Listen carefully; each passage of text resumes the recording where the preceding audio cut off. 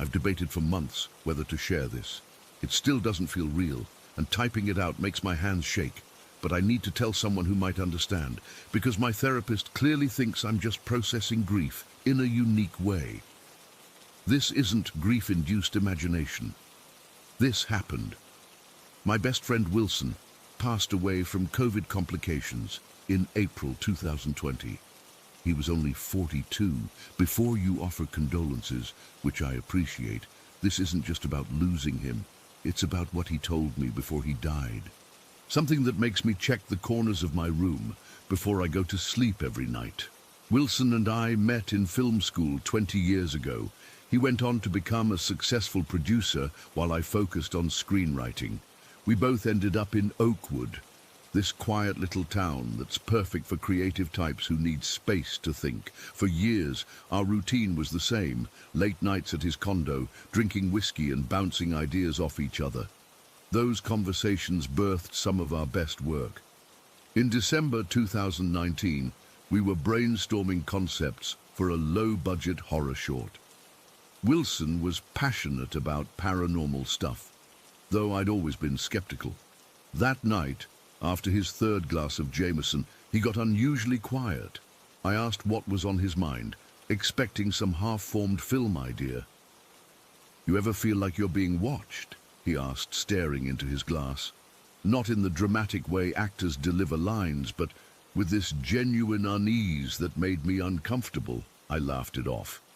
"You've been watching too many of your own movies, man." He didn't smile. "I'm serious. Since college, there's been this woman."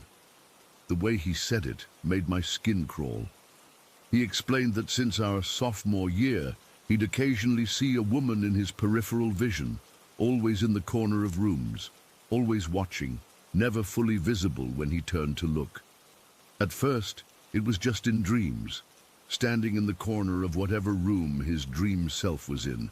Then she started appearing when he was awake, but only in certain places. "Places with bad juju," he said, attempting to lighten his tone. "Abandoned buildings we filmed in, that hospital basement when my mum was sick, dark corners of bars at closing time. I remember asking if he'd seen a doctor." He nodded. "Brain scans, eye exams, psychiatric evaluations, nothing. They suggested stress, sleep deprivation, or an overactive imagination." He looked up at me. "But she's real, and lately, she's getting closer." That's when I got genuinely concerned. "What do you mean, closer?" Wilson explained that for nearly 20 years, this figure always maintained the same distance, a silhouette in the corner, just beyond clear sight. But in recent months, she'd begun to move forward, not approaching exactly, but appearing closer to him in the room. "I think it means my time's running out," he said plainly. I tried to rationalize it, told him it was stress from our upcoming project, suggested he cut back on late-night horror movies. He nodded along, but I could tell he wasn't convinced. We moved on to other topics, but something had shifted in the room. When COVID hit our area in March 2020, everything changed fast. Wilson caught it early, before we really understood what we were dealing with. One day he was fine. The next, he was being admitted to the hospital with dangerously low oxygen levels. This was during those first terrifying weeks when hospitals were figuring out protocols on the fly. No visitors allowed, strict isolation. We switched to voice messages. It was easier than texts because he was too weak to type much. His voice got raspier with each recording, the beeping of machines always in the background. I sent him updates about our project, trying to give him something to look forward to. After about a week, doctors thought he was improving. His oxygen levels stabilized, and there was talk of discharging him soon. I was relieved. We dodged a bullet. The voice message I got that night started normally enough. He sounded tired, but better. "Hey man, good news today. Doc says maybe I can go home in a couple days if this trend continues. Been thinking about the script. I like the direction you're taking it." Then his voice changed, dropping to almost a whisper. "She's here, in the hospital. I saw her last night standing by the door to my room. She's never been this close before. I can almost make out her face now. I felt cold all over. I told myself it was just the fever, medications, or the stress of isolation making his old fears resurface. I sent back a message telling him to focus on getting better, that his imagination was just in overdrive because of everything happening. His reply came 3 hours later, around 2 in the morning. When I played it, I had to turn the volume all the way up. His voice was barely audible. She's at the foot of my bed now, just standing there. The nurses can't see her. I tried to tell them, but they just checked my temperature and adjusted my oxygen. But she's right there, watching me. I can see her clearly now. She's not what I expected. There was a long pause, just the sound of his labored breathing and the steady beep of monitors. She's not scary. That's the weird part. She looks sad, like she doesn't want to be here either, like this is just her job. I think this is it, man. I don't think I'm coming home. I called the hospital immediately. The nurse said he'd been agitated, but was now sleeping. His vitals were stable. Nothing to worry about. I barely slept that night. The next morning, I sent him a long message telling him to hang in there, that he was going to beat this, that the woman wasn't real. I got no response that day, or the next. On the third day, I received a call from the hospital. Wilson had suffered sudden respiratory failure overnight. They'd done everything they could, but he was gone. I sat in stunned silence after hanging up. Then I remembered his last message. With shaking hands, I played it again. His description of the woman at his bedside hit differently now. It wasn't delusion or medication, it was a premonition. 2 weeks later, when I was finally allowed to collect his personal effects, the nurse handed me his phone. He asked us to make sure you got this, she said. The night before the last night, he was insistent about it. I thanked her and waited until I was in my car to look at it. There was one unsent voice message in his queue, addressed to me, recorded at 3:47 a.m. on the night he died. With my heart pounding, I pressed play. His voice was the weakest I'd ever heard it. Each word a tremendous effort. She's sitting on my bed now, right next to me. I can feel the mattress dipping where she's sitting. She told me her name, but I don't think I'm supposed to repeat it. She's been following me since that night in college. Remember when we broke into the old Westbrook Asylum for inspiration? That's where she found me, said I disturbed something, woke her up. She's been watching me ever since, waiting all those years, just waiting. I heard him take a rattling breath. She says everyone has someone like her. Most people just never notice, but once you see them, they can't unsee you either. She's touching my hand now. It's so cold. I'm not scared anymore, though. I'm just tired. There was a long silence. I thought the message had ended. Then, so quietly, I almost missed it. Don't look for them in the corners. If you see them, they see you. That was it. The message ended. I sat in my car in the hospital parking lot for almost an hour, unable to move. The official cause of death was listed as complications from COVID-19, but I know better. Wilson knew it was coming. He'd known for months, maybe years. The lady in the corner had been counting down his time, moving closer as his final day approached. It's been over a year now. I've told myself 100 times that it was just the ramblings of a dying man, fever dreams, medication hallucinations.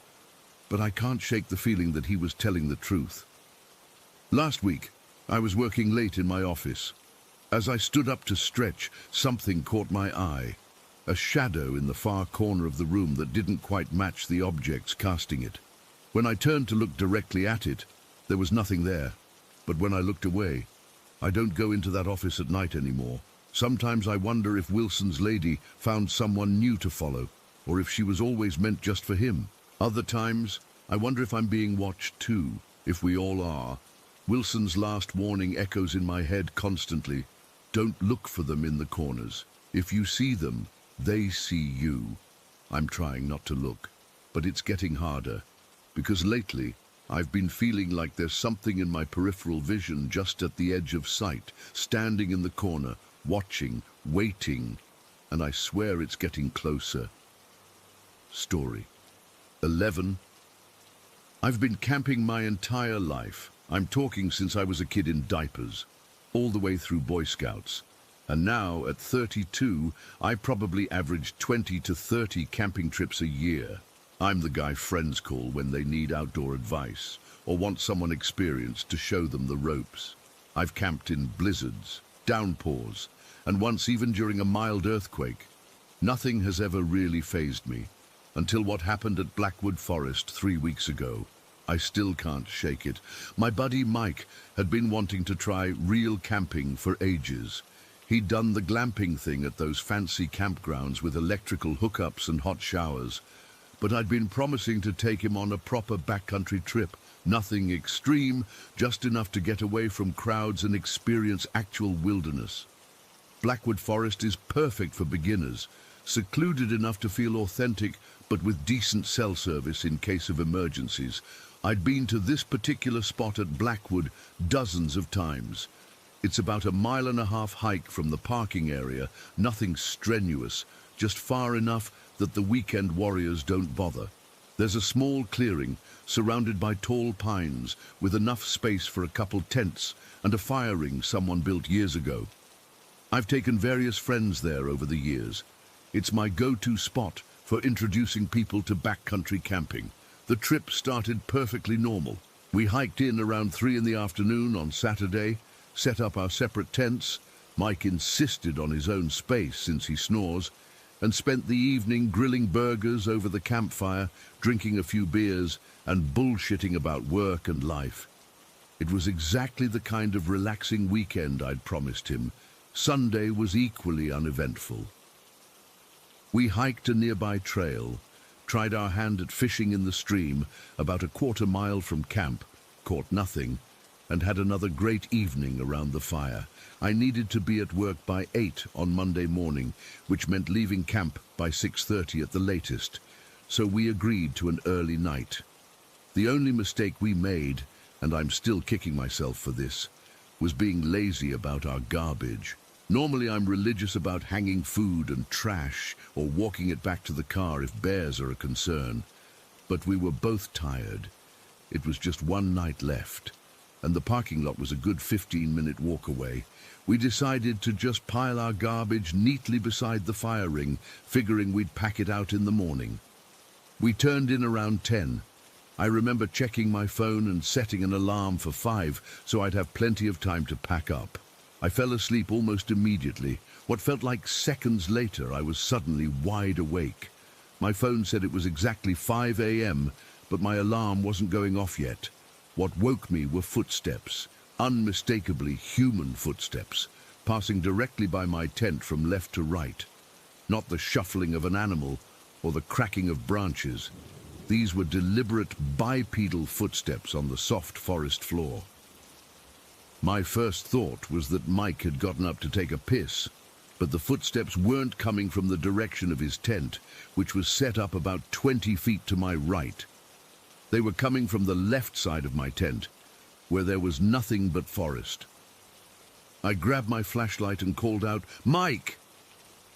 The footsteps immediately stopped, not gradually like someone pausing to respond. They just instantly ceased. And then there was this silence. Not normal forest silence with wind and leaves and distant animal sounds. This was a complete absence of sound except for crickets. No retreating footsteps, no rustling of undergrowth, nothing. I unzipped my tent just enough to shine my light outside, sweeping it across the campsite.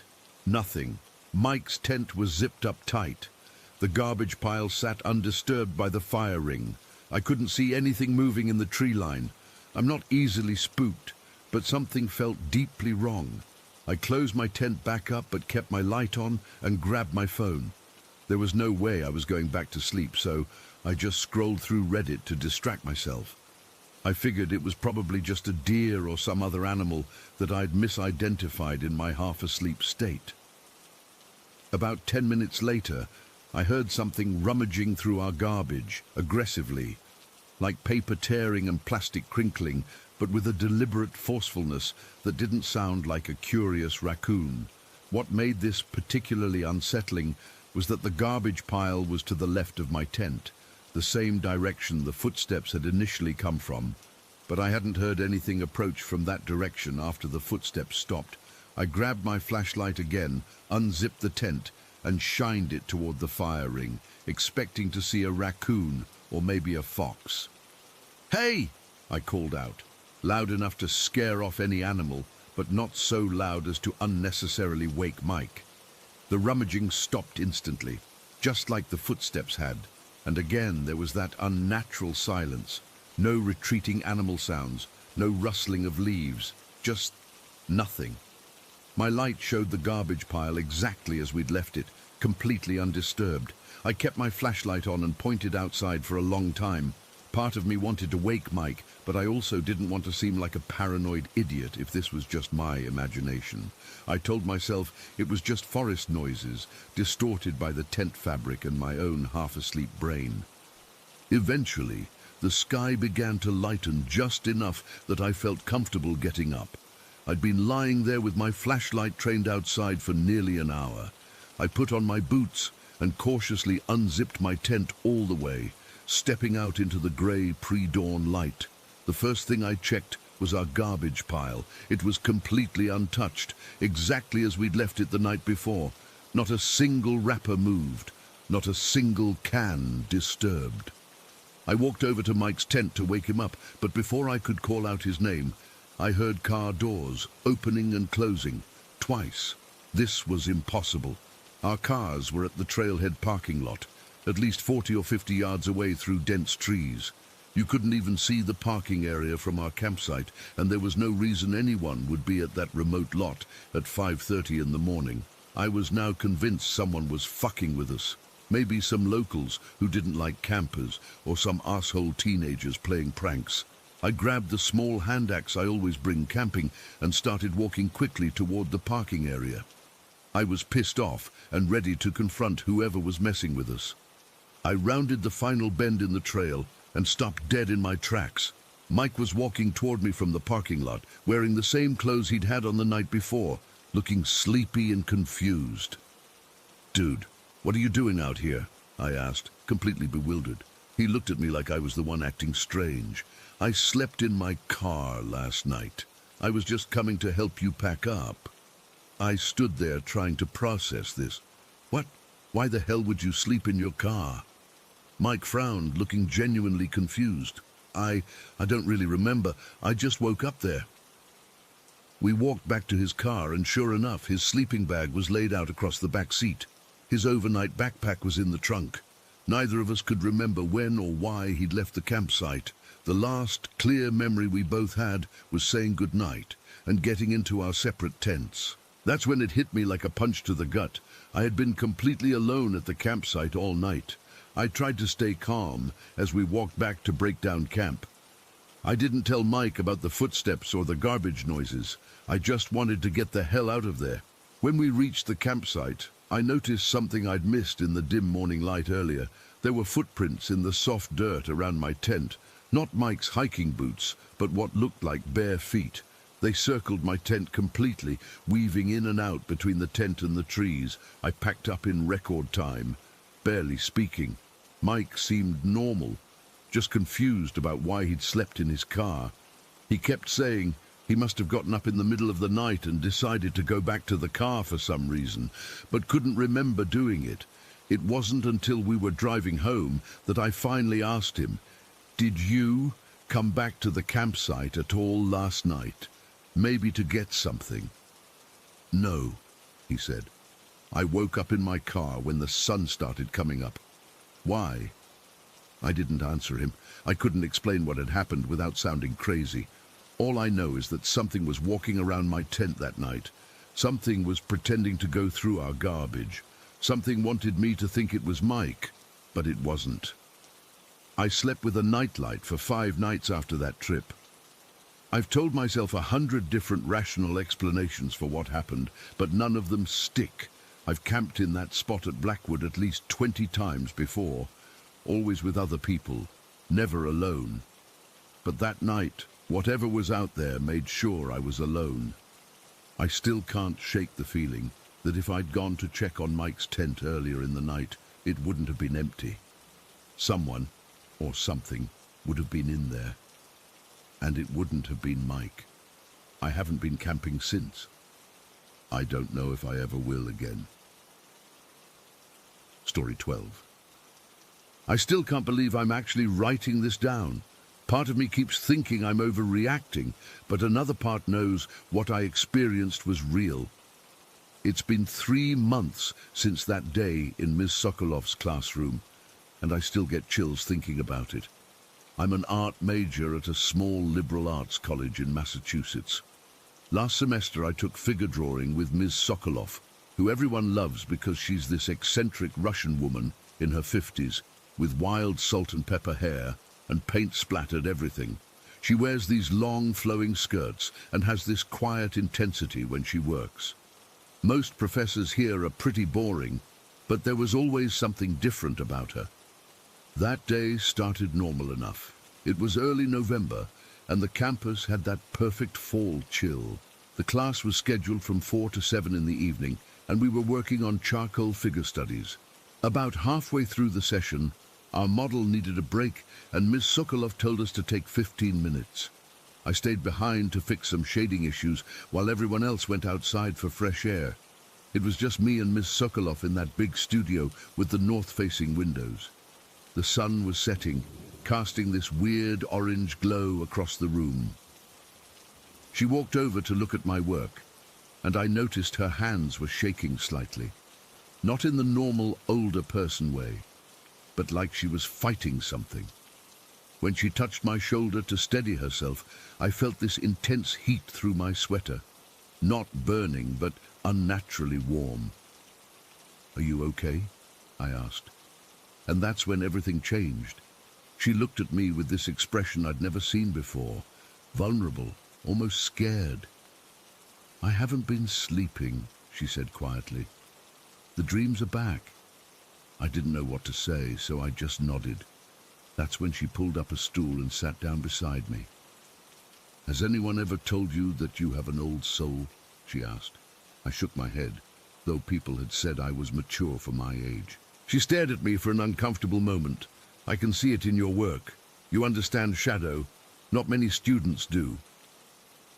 Then she said something that made my skin crawl. "You remind me of my grandmother. She understood shadow too." That's when it started. The confession I wasn't prepared for. Miss Sokolov told me her grandmother was literally a witch. Not in some cute Halloween way, but an actual practitioner of old Russian folk magic. She performed real spells, knew herbs and potions, could see things before they happened. People in the village would come to her when doctors failed, she said, her accent getting thicker as she spoke. They came at night, ashamed but desperate. The way she described it made it sound so ordinary, like she was telling me about her grandmother's baking skills or something. Then she told me about her mother. According to Miss Sokolov, her mother had inherited a specific ability. She could heal people through touch. When she would place her hands on someone in pain, her palms would heat up significantly, becoming almost too hot to touch. The person's pain would gradually fade away, but there was always a price. After healing, my mother would get terrible headaches, Miss Sokolov said, rubbing her own temples at the memory. Sometimes nausea so bad she couldn't move for days, and often she would feel the exact pain she had taken away. If she healed someone's broken arm, her own arm would ache for weeks. I remember thinking this was just some weird cultural superstition. Maybe her mother was just a good masseuse with psychosomatic symptoms. But the intensity in Ms. Sokolov's eyes made it hard to dismiss. "I have it too," she whispered, looking down at her hands. They were artist's hands, strong, calloused, with paint forever embedded in the creases. The healing. I feel it in my palms when someone near me is in pain. like electricity building up, wanting to discharge. She told me she refuses to use this ability after watching what it did to her mother over the years. It destroyed her, she said. By 50, she looked 70. Taking others' pain aged her from the inside. The studio was getting darker as the sun disappeared, but neither of us moved to turn on the lights.